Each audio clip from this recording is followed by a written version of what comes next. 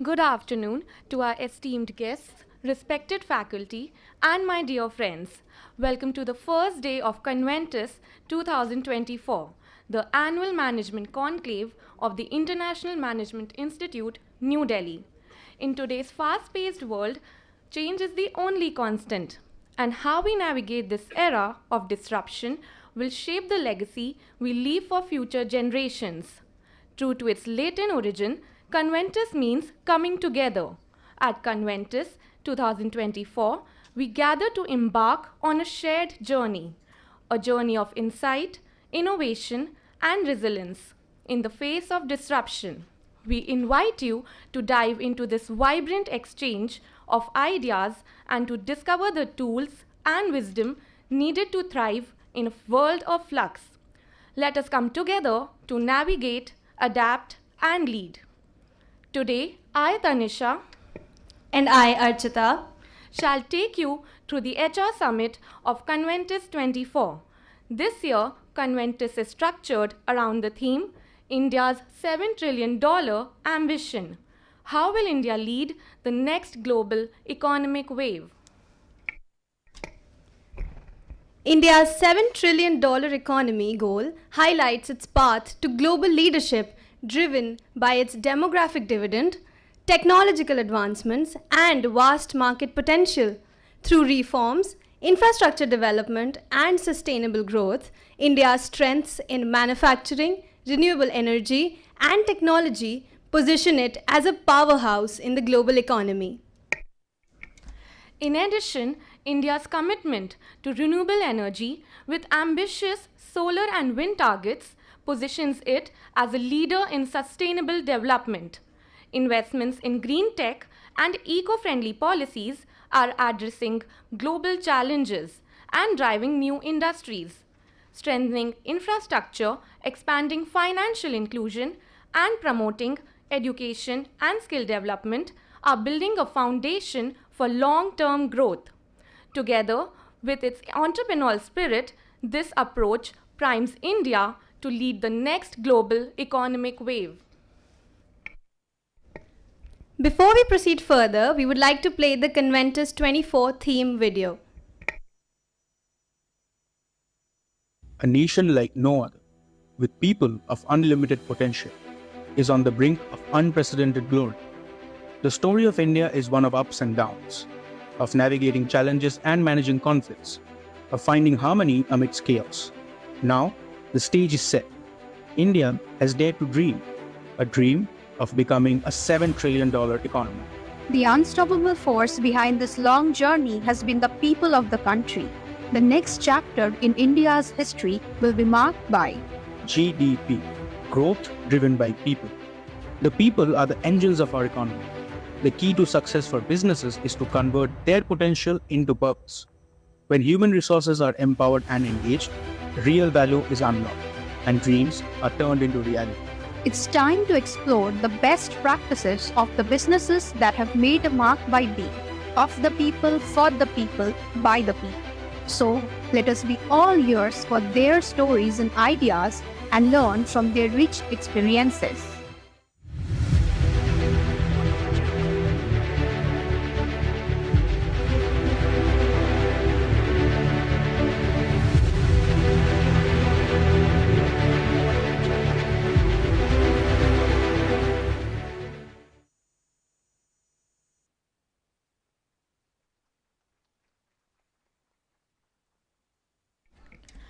We would like to introduce our panelists for today's summit.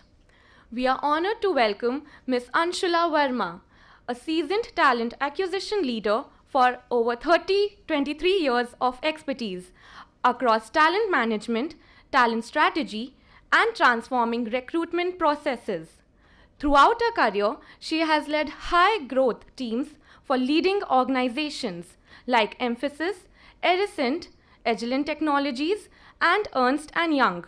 Her passion for AI and technology, combined with her strategic insight, enables her to drive innovation in talent acquisition. Beyond work, she's a lifelong learner with a love for travel, reading, and spending quality time with family. We welcome you, ma'am.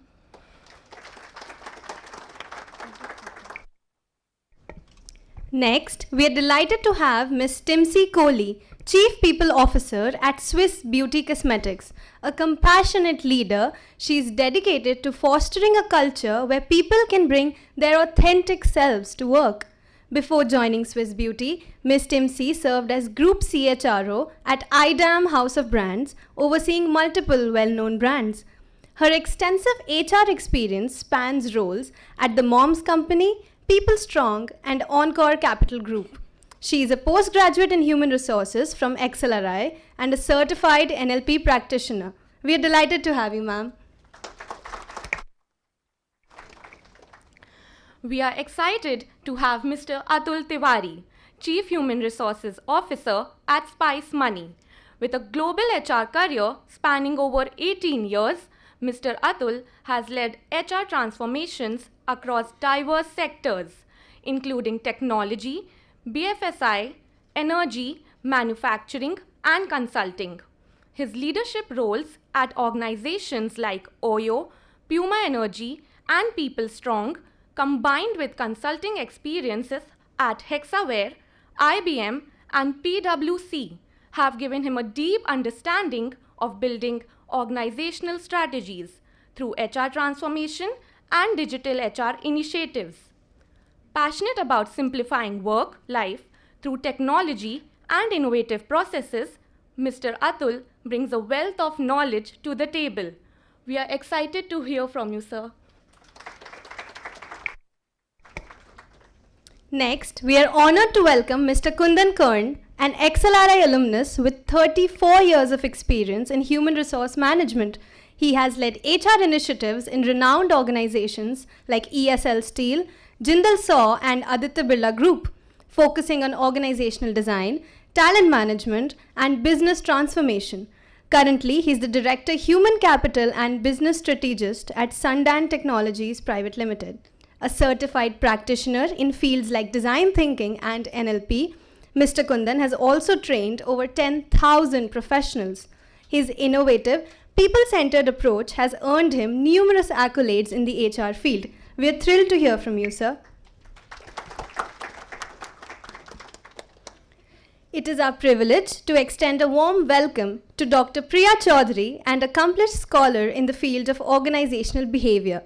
With over 9 years of teaching experience at the University of Delhi and a PhD from the prestigious Delhi School of Economics, she has made significant contributions through her research on organizational culture, creativity, and self-efficacy. Dr. Priya's work has been published in reputed journals and has been featured in the WHO repository for its impact on COVID-19 research. She has also presented at international conferences and received accolades at various national forums. Recently, Dr. Priya attended the British Academy of Management conference. We are truly honored to have her as the moderator for the HR Club Summit and look forward to her enlightening perspectives. I would like to request Priya ma'am to welcome our guests with a token of appreciation. May I kindly request Anshula ma'am to please come forward.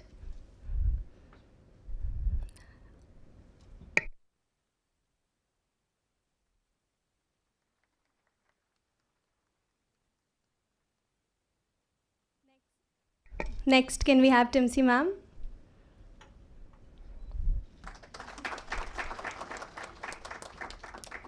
Next, Kundan sir, if you could come up.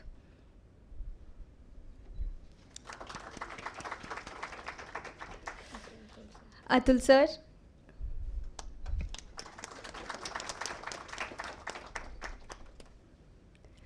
Thank you, Priya ma'am. Now I'd like to invite the program chair, Professor Swati Dheer ma'am, to welcome Professor Priya Chaudhary.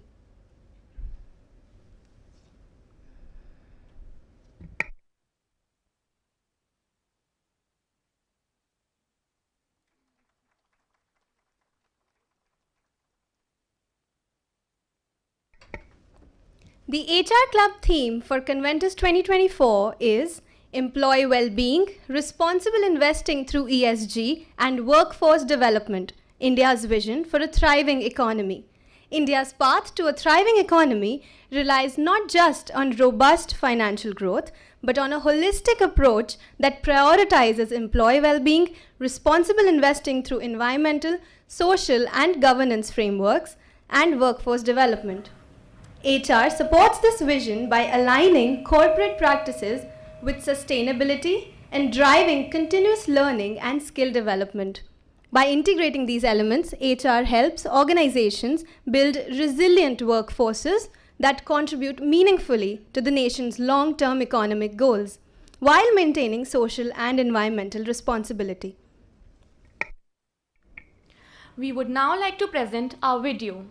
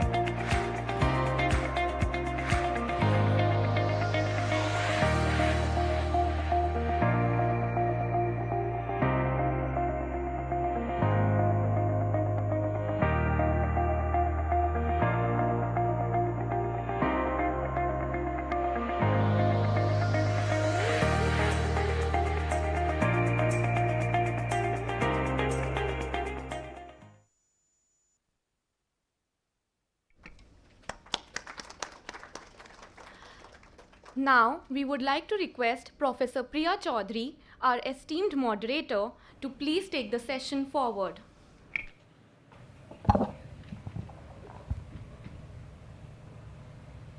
Working? Okay, very good afternoon to everyone, our esteemed panel members, our program chair, and our dear students. A very warm welcome to the HR Summit.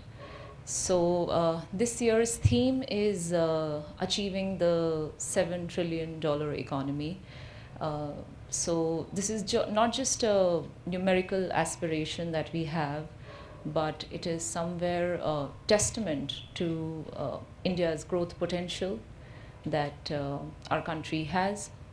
So the first thing that comes to my mind is that in order to achieve this dream, it is the people who are important. So it is not possible to achieve this dream without the demographic dividend in terms of the youth that we have.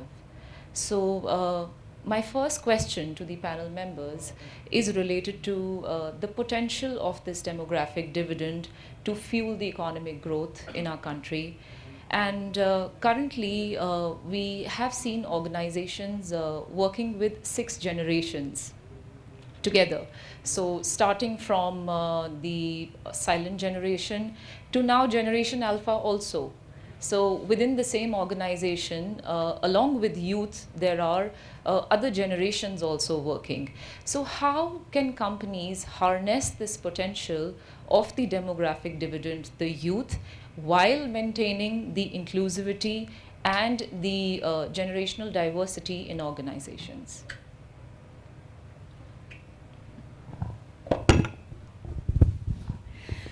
All right, so good afternoon first of all, and I'm super delighted to be here. We were having a lot of backstage conversations about these interesting topics, so I think I've exhausted my ideas already. But I will rely on you guys to energize the entire panel by asking a lot of questions. But my thought on the employable population, the young population that we have, I think this is a well-known fact that India today is the most promising country when it comes to an employable young population available. And it's very interesting. I was just seeing this one video, which is a global video, and they're saying that there are about 44 to 45% people who are entering or who are moving into the 50 to 60 years of age in the corporate world, but there are only 25% young population, which is the new entrants that are entering into the corporate world. Now you can see the gap, right? There is clearly a 20-25% gap which is going to be there when this 50 to 60 years of aged population, somebody like me, is going to retire, superannuate, and we will only have about 20-25% of the people who are going to take those places. That's a scary situation. It's a big question for the globe, for the world to address, right? And I think in that scenario, one, India has to lap it up. And I'm saying all the other countries also should rise to the occasion. The countries like China, all the people-intensive regions should rise to the occasion and create more avenues and more easy ways for making their younger population employable. And I don't want to stress on this point of being employable, because I don't think working with a corporate is the only avenue that one needs to have. You can be an entrepreneur, right? You can be a self-starting organization. You can be an academician, right? You can be anybody. When I say corporate ready or employable, I don't mean only corporate ready. I'm saying somebody who wants to go out in the market and earn for themselves and make a difference to the world, create the better working environment for the world. That is what we mean by the employable population and the young people getting into this. My only request to all of you would be to, one, not get stuck into one way of thinking.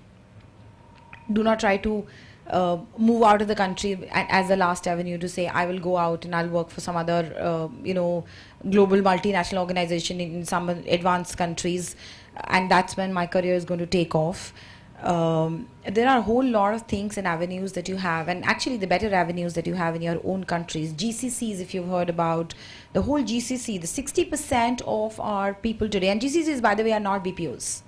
They are not the back office. You're not going to work overnight on a UK shift or a US shift which starts at 8 o'clock in the night and goes up till 7 o'clock in the morning. We are far from it. Yeah, we used to be that. GCCs is more value-adding work that we do, and we do not work on. Even if we work on shifts, it's just work-related shifts. But you have a lot of other avenues. Whenever you're making those decisions, consult, read, make up your mind with all the possible information with yourself, and not just take one side. My cousin is in US, doing very, very well. I want to be like him or her. Not a good way to choose a career. That's pretty much it.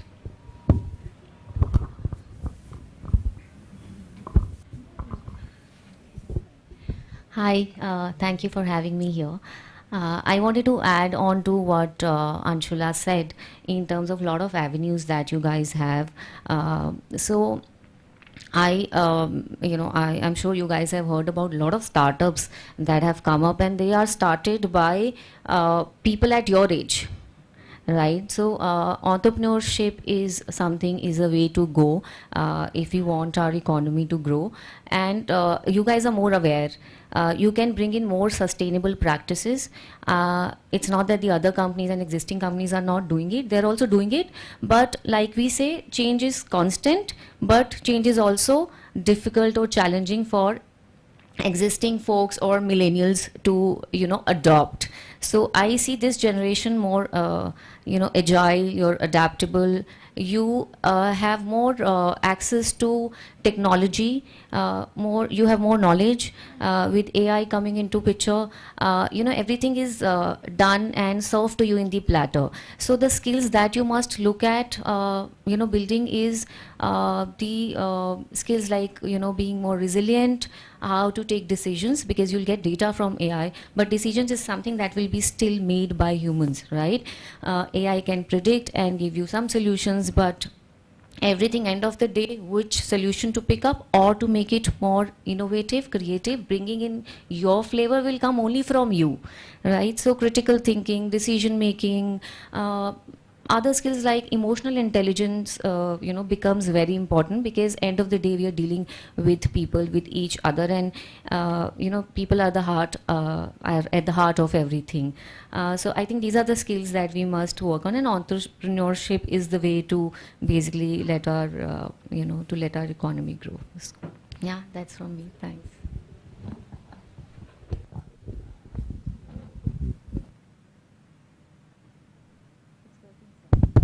Hello.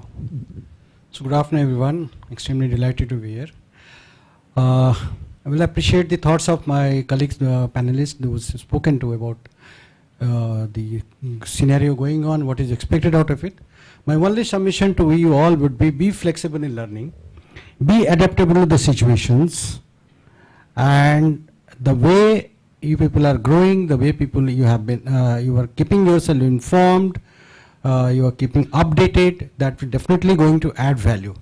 Do not stick to one particular domain or one particular, because the time is changing so fast that we can't think of it. And one example I would quote, there are three engineers, I have been interacting with them last 2 years.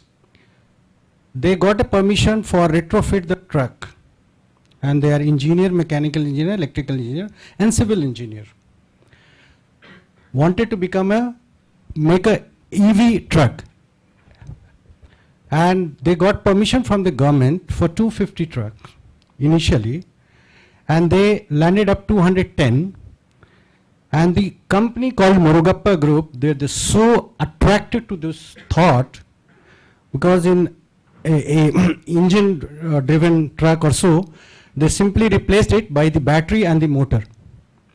And the Murugappa Group has taken the 86% stake in that company. Murugappa Group has a different altogether name and fame in the world, didn't have any limit. They could have gone to any extent, but they grounded with themselves, with those three people, and they are working with them. Now the Murugappa Group, they are coming with the EV truck, EV tractor, three-wheeler, and they have developed a technology from the sitting at their Chennai office, they can control country-wide their entire vehicle. Complete monitoring is happening. It is the younger generation, they have developed the technology. It's nowhere written in the book. So you have to be flexible as you can. So that's my summation. Thank you. Okay, so the key takeaway from this is that India can reap the benefits of its demographic dividend by upskilling, reskilling themselves, and staying in the country. That's the foremost. And not just looking at corporate careers, but we have a huge potential for startups and entrepreneurship in our country. And as Sir mentioned, that flexibility is the key, and identifying the right gap in the market will be the way forward.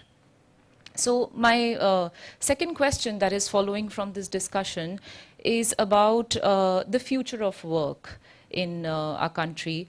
So considering AI and automation that are increasingly prevalent in the market, so what are the new skills and competencies that will be in demand? So our students would be more than interested in this question, that what is the skill that they need to work upon in order to build a successful corporate career?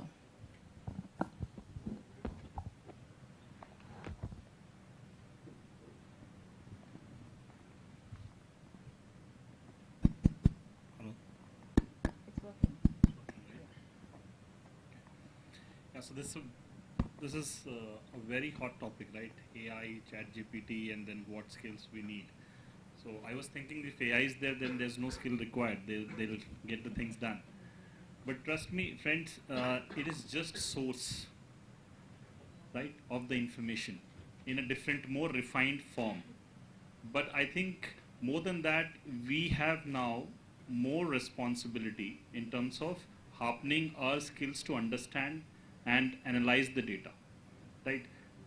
And then basis that the decision making, which we all call, right, the previous governments, other leaders, when we see how sharp your decision making is going to make a difference. So at every level, wherever you are, you have to understand that what inferences, hindsights, insights, foresights we have to gather while having a lot of information and data to take decisions. Ultimately, with a lot of information, what decisions you are taking is important, right? In Sanskrit, there is one line, munde munde matir bhinna. So every mund means sir. Every sir head has its own mati, vivek, wisdom. And that's what is going to play a very, very important role. And with all of you, like what we said, that 7 trillion economy, I think huge opportunities there, right? As what Mr. Kundan also mentioned, don't restrict. It is like different avenues. Just don't also think about corporate. There are a lot of opportunities in government sector. A lot of projects are happening wherein they are not just asking somebody who has cleared exams and IAS and IPS, then only they can be part of those projects. A lot of corporates, private people who are coming and partnering with the government to deliver a lot of projects. So it's like sky's the limit for you all in terms of what you want to pick it. But more important is what value add you are putting it in is more in terms of understanding the data, analyzing it, and then ultimately taking the right decision. That is something which is one of the important skills which I see. The second, also by virtue of this, is always see rather than just looking into it that, okay, so many things are happening, high possibility, lot of ambiguity and chaos is going to be there within this whole country. How you are using your lens in terms of looking at things and navigating through these ambiguities is another important skill which I feel we all have to, I mean, not you only, but we all have to, I think, sharpen it and build it if we don't have.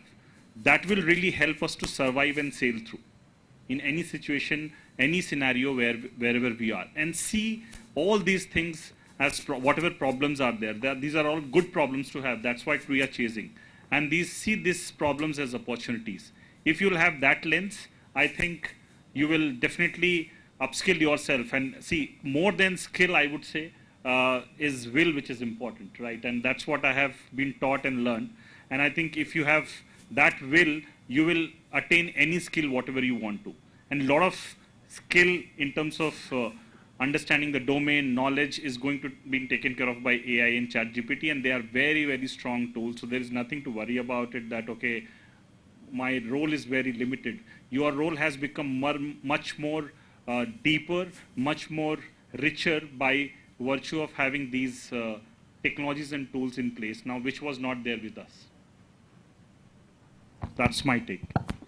So I think if I have to put it in few words, the skills that are required from you are actually decision-making skills, reading between the lines, and then navigating through the ambiguities that are in front of you, and treating chaos as the ladder is the way to go.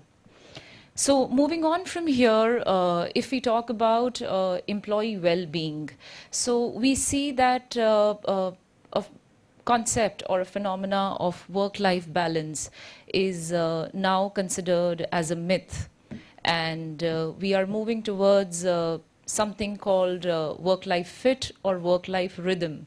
So this is something that is going in the corporate corridors. So what is your take on work-life fit and work-life rhythm? And is work-life balance a myth or not?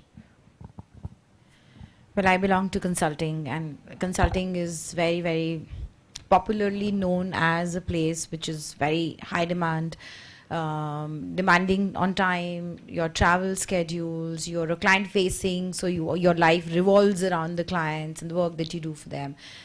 And we have been notorious, consulting space has been notorious for many, many years, so traditionally to be having the poorest of work-life balance.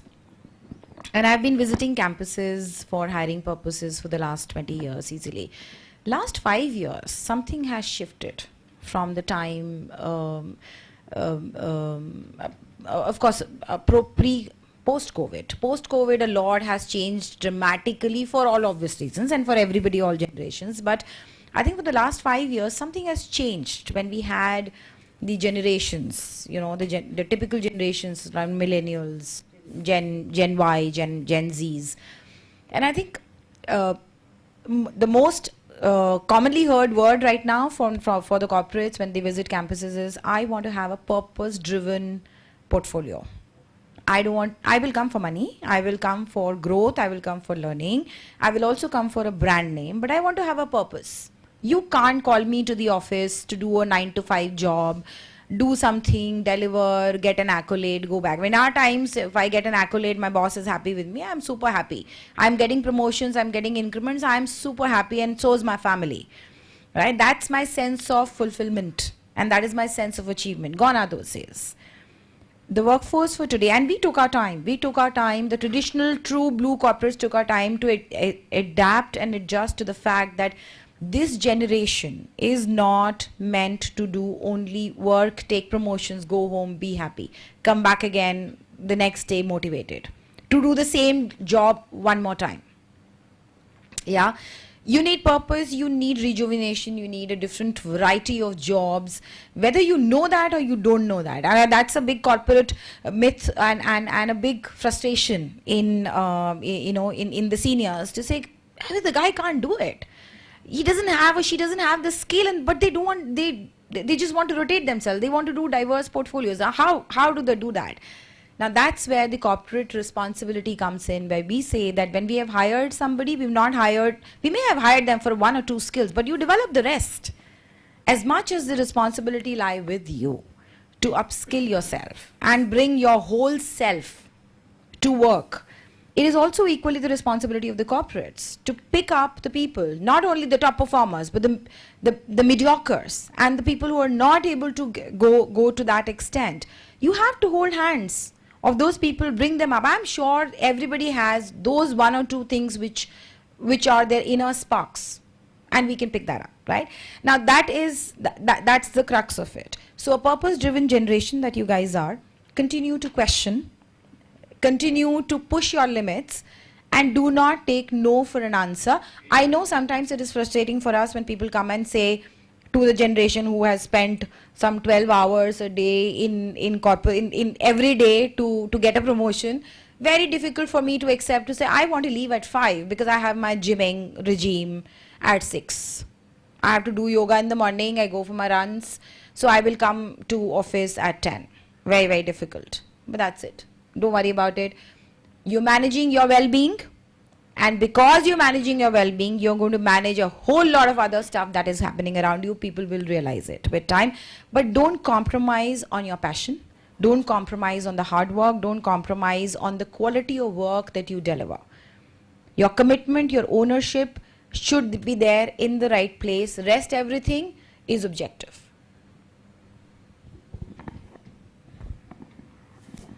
I would like to add on, and purpose-driven well-being is something, I also wanted to pick up because, you guys are, sure and aware of what you want to do, and the companies that you want to work with. These days, it is not, companies are not picking, students, but students pick the company they want to work with, right? So it is opposite. And, work-life balance is, it is traditional, but work-life fit, where you integrate personal and professional life, has become very important, wherein you are able to manage both the aspects in a way which is more convenient to you, and which is why it becomes responsibility of the corporates or as HR, to create policies where we give flexible working hours, wherein you come in and you can go, you're out of office anytime you want, along with hybrid working or remote working. And in fact, gig workers have also, picked up really well, because it is all about creating an impact through the work that you're doing, right? It is not anymore about counting the hours. It is about the impact that you create, the productivity, and the work that you deliver within whatever span of time, which is shorter than what, the previous generation has been doing. So that's from me. I'll just add a little different perspective. One was before this generation, and typically what we see. We have seen probably most of the times people used to outsource their career to HR departments or to their bosses, which now you all have stopped doing it. And at least your seniors who have been there, they have stopped, they have taken their career on their hands, that this is what I want, this is what I do. And post-pandemic, what Anshula mentioned, at least things have changed, right? There was always a talent war, which we spoke, and now talent has won the war post-pandemic. So they decide the terms and conditions, and organizations are forced to define the terms and conditions of different kind of people, different generations, how they want to operate, what they want to operate. Also, I would say back to our history. I would recommend most of the times when management education happens, modern management, and there is also eternal Indian wisdom management, right? In that, modern management always taught us how to manage things, manage people, manage resources, right? Manage money externally. We have never been taught what it has been taught, the true management which we felt is how you manage yourself. And what I'm just connecting with work-life fit or work-life balance or self-management. I think if you take care of yourself, you know how you want to manage yourself internally.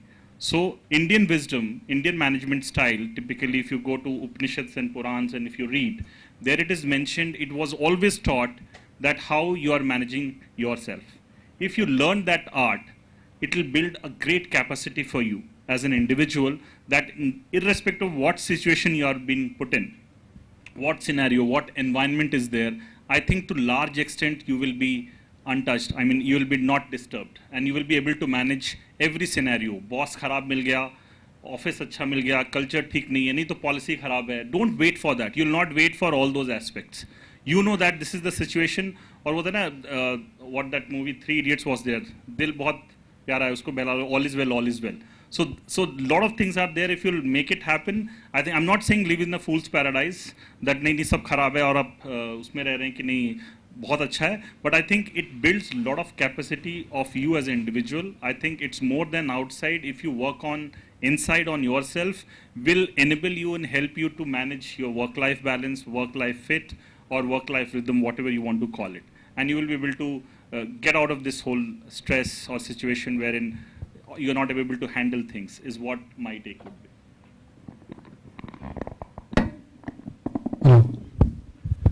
Adding to that, all my colleagues have told, do not be passionate only about your meeting your passion when you think about work-life fit or work-life balance. Be as productive as you are, as you can be it a professional or be it to meet your personal target. So work-life balance doesn't mean that I have to only have 5 days a week or hybrid mode of work or remote working, only then I will go and I will join, not at all. Yes, needed. Not many companies are calling back the employees to the offices. So it's not that they have not proved it, but there are certain reasons behind it. You need to understand also that. So be productive, be innovative. Whenever you meet, as Atul said, that policy is not good, favorable, but what I can contribute to that? Or is it the last mile? Or I am the last person? So think in that manner, then definitely you as a young brain will take India to sky's the limit. That's all. Thank you. I wanted to add on. Working? Okay. So while we say that work-life integration is happening, it might not happening in real in lot of companies, because our generation who's hiring this generation, we have very different way of working, and a lot of us still expect you guys to work as per our need and expectation. Right now, it is important, how do you change our mindset? How do you change our perception about you? It is only through how productive you are and the, like I said, impact that you create with your work. So it is your responsibility to change our generations who are managers who are managing you to to be able to trust you more and be able to adapt to your way of working, because that's the future and that is how it is going to be. So it is not going to be easy. And I think the other way is go into entrepreneur journey where you get to choose your timings, the way you want to work and the things that you want to create.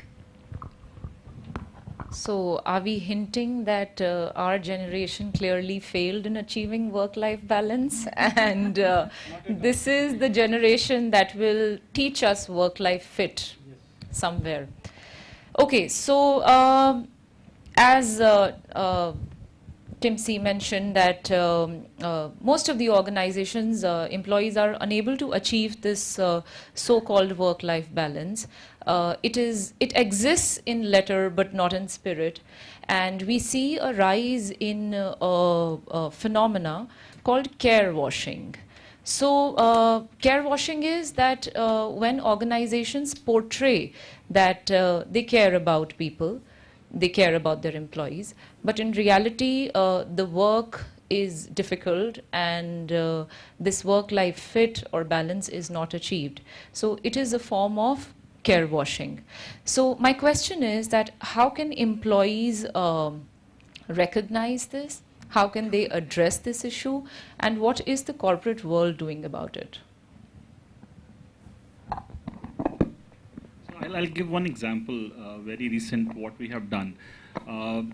In our organization, one more in terms of how you are risk ready, and also we saw that a lot of stress is there. I mean, it was building in the organization because of work pressure. And we used to say that don't bring work to home because of hybrid or remote working. The work has intruded in our homes. So there was no in or out time. And that's when we realized that, okay, with right intent, that, okay, let's introduce mandatory leaves. So we said that, okay, 5 days in a year, every employee will go for leave. And 5 days, no breaks in between. It's a one go, and this leaves will not be carried forward. And we also took out those 5 leaves from their earned leaves, the statutory leaves. We literally saw after 6-7 months, and typically the December when it came, hardly 3% of the population has actually taken those leaves. So I was with thumping chest going outside and talking and telling that, okay, we have mandatory leaves we have introduced. But in reality, when I saw only 3%, I was literally shocked. So that was something, and a lot of employees then came, that it was exactly like, it's like care washing, that you have just put it, but nobody is able to avail it. And we then started intervening, we started talking to people, and it was managers who were, of course, not letting it, okay, we'll get it done, we'll get it done. And this issue came when, in December, a lot of people that thought that, okay, these leaves will get lapsed, and they have started taking the leaves. Then managers started coming and telling, oh, why you have introduced this leave, because my workforce is not going to be there. And that's when then I realized that, okay, there is some serious problem and it needs to be done. And that's how employees actually saw it, that it is just for the namesake, it's a tick mark which organization has done. But what we did after that, we literally had more deeper conversation with managers in terms of, we realized that we realized that there were a lot of first-time managers who were there. They were not able to understand and anticipate in terms of what kind of people management they should do, wherein they are splitting it. So we taught them, we helped them that how you can give the breaks. It is much more easier. We also did a lot of research in terms of finding out of those 3% people who have taken leaves, that what is their productivity, what is their performance. Glad that few really came out to be a great performer, which was a benchmark for us to push other managers also to allow their team members to go for mandatory leaves. And today now it is working well. At least from 3%, it is almost 60% of the workforce who is able to take those 5 days mandatory leave, and they are leveraging it. But yeah, this is clearly one of the classic cases, example of care washing which we saw and I encountered. Okay, so we also talked about gig workers in our discussion, and it is a fact that we will not be able to achieve this $7 trillion economic goal that we have without recognizing the importance of gig workers. So the BCG report said that gig workers in India are increasing by 17% per annum. And almost all global organizations, a huge chunk of the employees are actually gig workers. So my question is that how can government and organizations, they can work together to ensure fair labor practices and adequate social protection to these gig workers?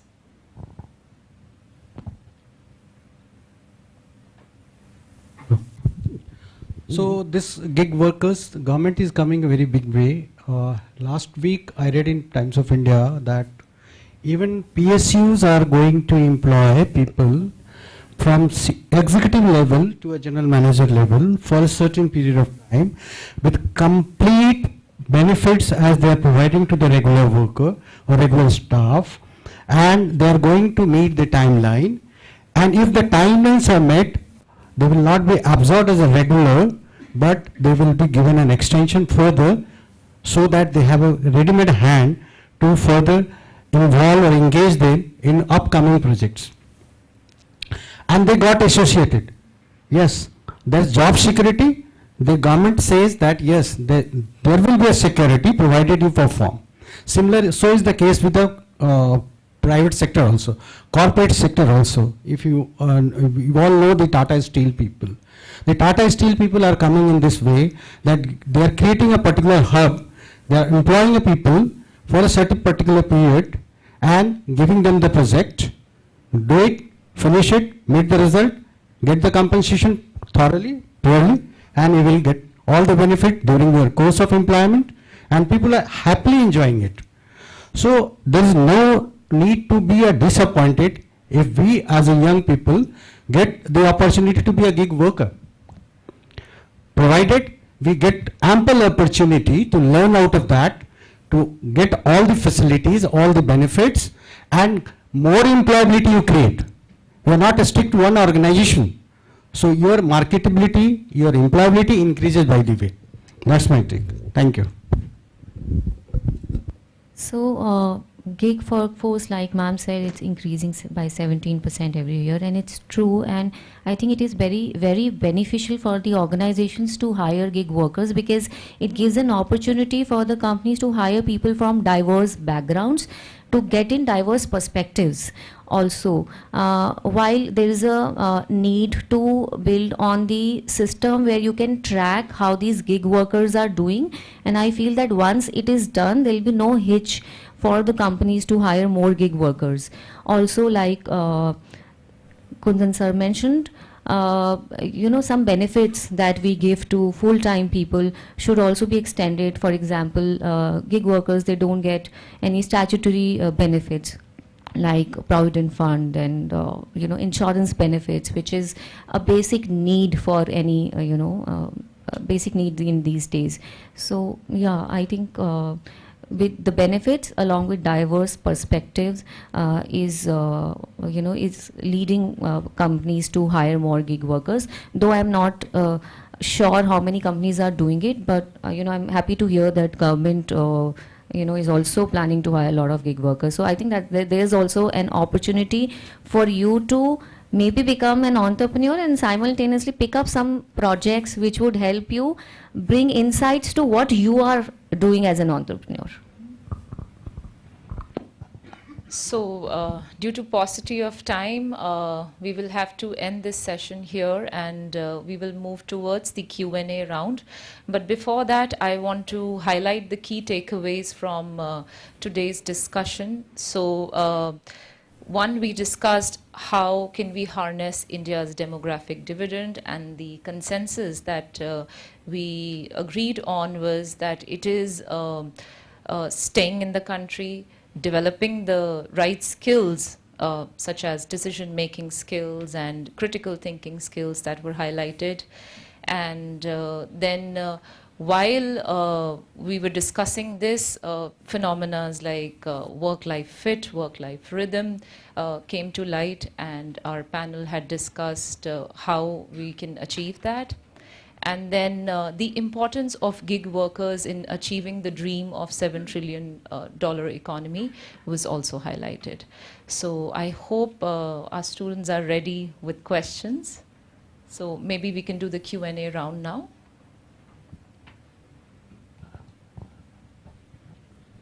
So do we have a mic in the audience?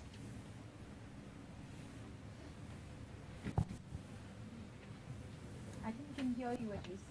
Akshita, I can see you. Yeah. Hello. Thank you, ma'am.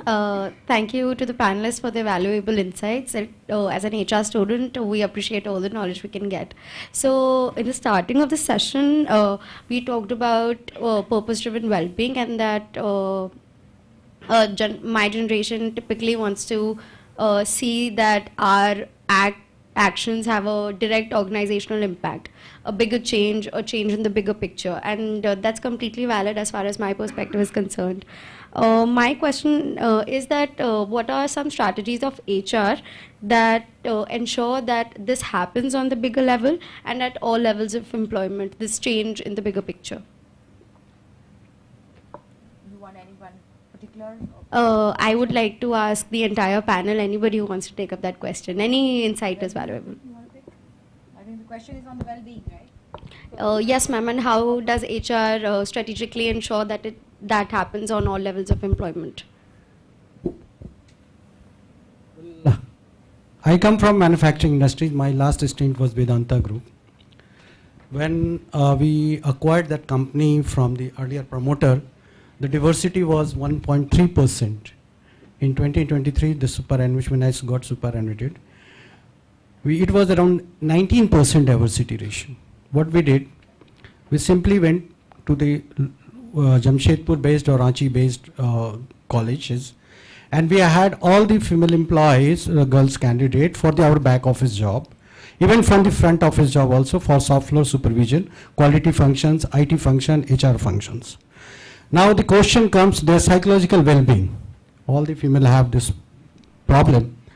So we introduced 2 days menstruation leave at that very point of time in 2018.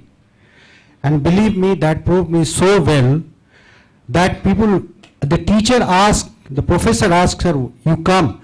This because after the Tata Steel in the private sector company, we were the second company in India to introduce that leave for 2 days for women employees in the manufacturing industries. No other industry was there. And it has a larger impact. And there was no approval from the senior. The female employee has to enter in the leave system, software, and it got automatically approved. No way. But the retention period, the impact, larger impact on the organization, the least attrition was from the gender diversity or the female employees from that organization. And during COVID, none of our female employees left the organization. That was the biggest impact on the organization. Not because they were from the other part of the country, though they were from the other part of the country, but we took care of them, and that was one of the biggest impact we could see over there. So one aspect is this. Another, the productivity came.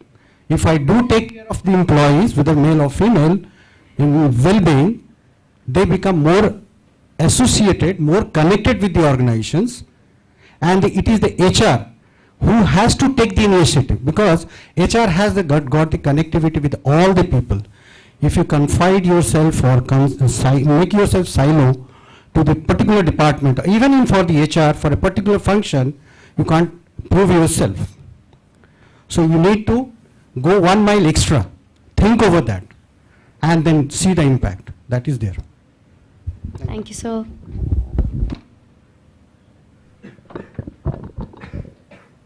Good afternoon, everyone. My name is Gaurav Ledha, and it was really curative and thought-provoking session for me, I would say. And the question that I would like to ask to all the panels is, how would companies, as we were talking about the gig workers, how would companies can incorporate these gig workers while maintaining the motivation and pay equity? As Ms. Timsi also mentioned, they are not getting the basic necessities like insurance and pay related stipend. So what can be the motivating factor for them?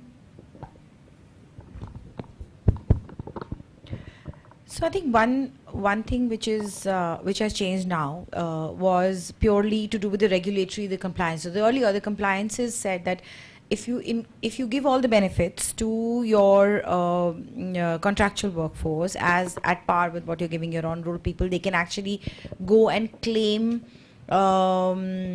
the equal status in the court of law in case of any contradictions or non-compliances, right? So now that led this fear in the employers to say, we have to create some difference between the regular on-roll workforce and the contractual workforce, because the moment you equate them, you will, you'll probably not be able to create that differentiation, which is important, because the contractual workforce is employed where, one, you either have short-term projects you do not want, or you want to save the cost. These are the primarily two reasons why you have this workforce in the system. I think the divide now is, and thanks to government policies also, but a lot of awareness that the corporates also have in terms of having, treating your overall workforce as one workforce. The awareness, and my personal experience is, and we have, at least in my team, we have about 20% gig workers. Now, it is just counterproductive to have 20% of your people come to office every day, but do some 40% of the work, right? Whether you pay them more or you pay them less doesn't matter. They are the people who are sitting in your office for 5, 6, 7, 8 hours, and you're not making any use of them, right? So we do upskilling for them, and that's one thing that you should do. We give them same learning opportunities, same platforms, their pay equity, their increments. Obviously, we can't promote them literally, like you can promote them from one level to another level. Your on-rolls people, you can't do that. But their increments, their learning opportunities, their inclusion in the meaningful work that we do. They don't sit outside of the room when we are talking about making, blue sky strategies. They are a part of it. And that is where the diverse perspective comes from, because then they will bring a perspective which probably some of your ingrained on-rolls people may not bring. That's a conscious effort. I will not hide behind that there was a compliance from the Government of India is why the organizations are doing it. It's a need. It's a need, and all the conscientious organizations are doing it because the realization is very plain, simple business statement, which is, if I'm having a workforce, if I have a human being in my team and I'm paying, I might as well extract value and give value. It's a business decision and as commercial as it can get. And that's how it works. So there is a lot of things happening, but there's a lot of gap also, my friend. I'm not going to deny that. I don't think we are there yet. I'm aware of a lot of organizations who are still creating a big divide, and they treat differently for whatever reasons, but it's counterproductive in my view. Thank you, ma'am. I have a similar question to the panelists. So, right now it was discussed that there is a differentiation between the two, the gig workers and the actual employee workforce. So, in such cases, how can the HR department of the company manage this and ensure fair practices and ESG standards are maintained by the gig workers, because tracking their progress and performance is a bit challenging? I think one is very important, having a clarity in terms of when I'm hiring a gig worker and when I'm hiring a permanent employee. Also, what Anshula was mentioning, it is very clear. Also, see, if I have one gig worker, there are certain benefits, right? There is certain terms and conditions of employment. For example, flexible working. You are not supposed to come to office.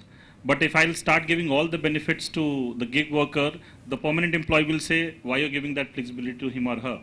And that comparison happens, right? Between all of you also comparison happens. Teachers ne isko marks अच्छे दे दिए, इसको नहीं दिए, right? हम सब बात करते हैं. So all these things happens, we as humans start comparing. And hence, I believe the first and foremost step, which I always have pushed for, is having a very clear-cut communication of the terms and conditions of the employment. And what is the differentiation, right? Many times it comes, अच्छा rewards दे रहे हैं, So is this reward also, gig workers or contractual workers are also eligible for it? Or we are giving a Diwali gift just gone by. So whether we should give it to gig workers or not, there are different school of thoughts which came. And yes, as we're saying, there are a lot of gaps which are there which needs to get evolved. We are not yet there. There is no clear-cut solution. But I think more and more it is important that we should communicate and have the clarity to the extent possible to related parties that these are the benefits. Also regulation by law. You cannot have like PF. Your gig worker means I'm working here and I'm working for there as well. If both organizations will start offering me PF, ultimately it's a violation of the law. Right, so you cannot have two PFs. So the organization will also see other people that it is dual employment. Right, so all those things are there wherein at the government end, at the organization end, and also at individual end, we have to sort it out and fix it. So frameworks are evolving. There are certain places wherein everything is possible. It also depends on the maturity of an organization and the workforce maturity, right? Because a lot of comparison happens. Today, when I see as simple as there are people who are calling it hybrid working, but a lot of organizations have started bringing back to office, like TCS you must have heard, right? I'm just naming it, but a lot of organizations are within the organization. This team is allowed to work from home or 3 days a week. This team you have to be there in office every day. And then people are asking what extra benefit I'm going to get. Then we have to either tell that by virtue of your role you are expected to be in office, by virtue of that role they can allow to be there. Then people start seeing tangible benefits, what he or she is getting. Somebody is saying that now organizations have somebody sitting in Patna, but he or she wants to operate from there. But the compensation, the benefits, I want the similar of what Mumbai or Delhi people are getting. So their organizations are also thinking how to deal with it, whether we should have a different compensation structure. As simple as most of the organizations even don't have the right compensation structure or a benefit structure for different kind of workforce. It's like, okay, आपको सिर्फ हम एक lump sum amount दे देंगे gig worker को या आप you are a contractual worker or blah blah for what, but for others there's a fixed basic blah blah. All those structures are there. So there also a lot of things needs to be done. So I'm not saying there is very clear structure or framework. It needs to be evolved and people are working on it. But equally it is important that how we clearly communicate and address those issues by HR department per se, since you asked, is the best thing what we can do. Thank you, sir. I also see this as an opportunity for you guys to work with different companies, get different exposures, and then probably decide to be in a full-time employment if you want to. So it's an opportunity also if you look at it.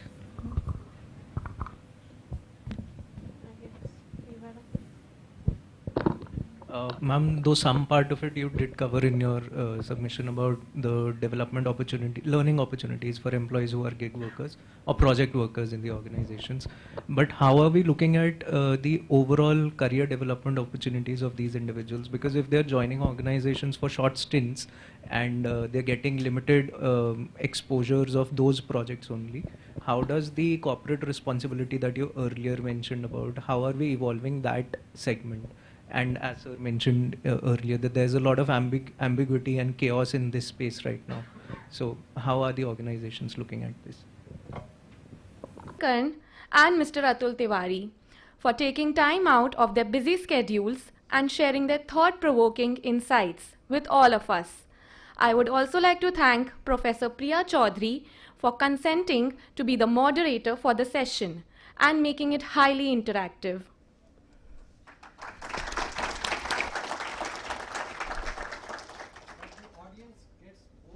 Deserving clapping to listen impatiently or impatiently. So, big round of applause for your patience. Ladies and gentlemen, with this we conclude the HR Summit.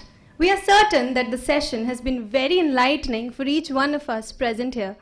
I would like to take this opportunity to commend all the guests, participants, speakers, professors, students and the staff of IMI for making the session an unparalleled success.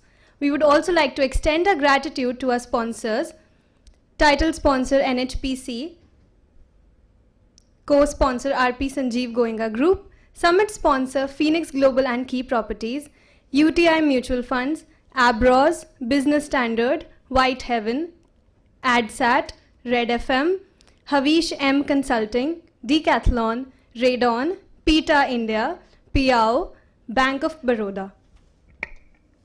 We would like to welcome Dr. Priya to facilitate our distinguished guests.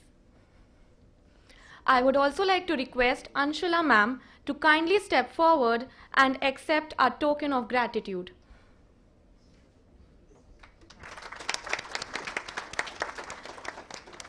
Next, can we please have Timsi ma'am?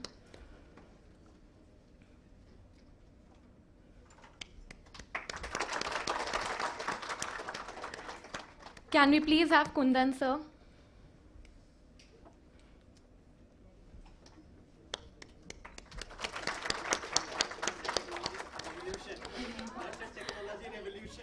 Atul sir, would you please come forward?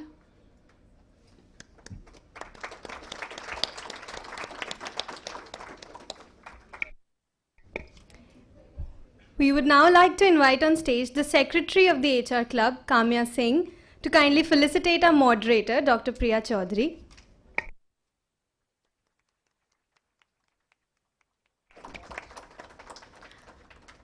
Thank you all.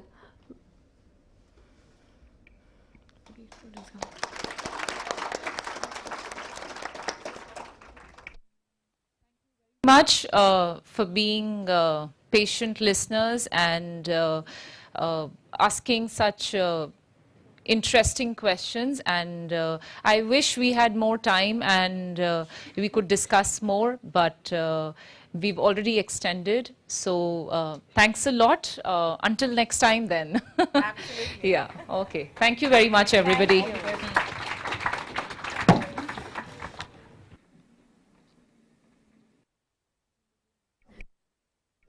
We request the students to stay back for the attendance.